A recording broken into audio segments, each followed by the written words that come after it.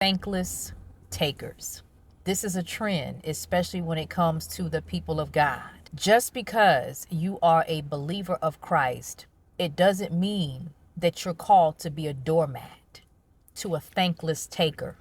Okay, somebody says, what is a thankless taker? Thankless takers are people that always take from you when it comes to your relationship. So in other words, they are quick to ask you for help. They're quick to ask you for favors. They're quick to ask you for prayer. They're quick to ask you for money or whatever the case may be. But they don't reciprocate what you give them. It's almost as if there is a sense of entitlement to you. You're the one that gives and they are the ones that take, right? For some of you, this person can be a friend of yours. This person can be in your family. This can be somebody that's on your job, right? Or you have people that are reaching out to you from a distance.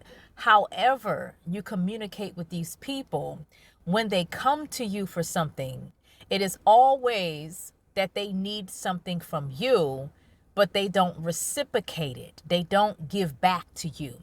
And as a result of this can leave you feeling used. Some of y'all feel used, abused, and unappreciated. Who am I talking to? I came on to give you some inspiration about the situation. Relationships should be a two-way street, not one person always giving while the other one is just taking. That's not a relationship, okay?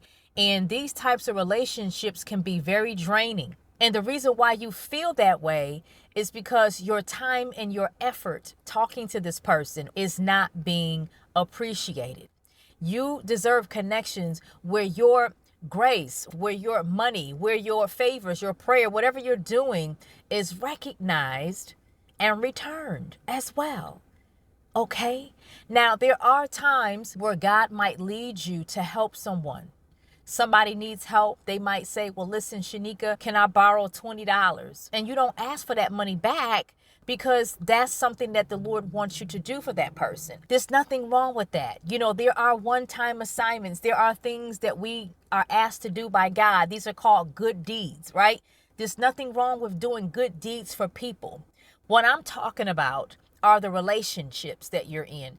People that you call your friends, people that you call family, your connections, people that you are communicating with on a consistent basis. If somebody in these types of relationship is constantly overlooking what you're bringing to the table and they're not returning favors, they're not returning the prayer, they're not even asking you what you need, they're not asking you how they can help you, but every time they talk to you, right, they're asking you for something. If you are being overlooked in this way in your relationship, let me say this, it might be time for you to set the boundary. Does that make sense?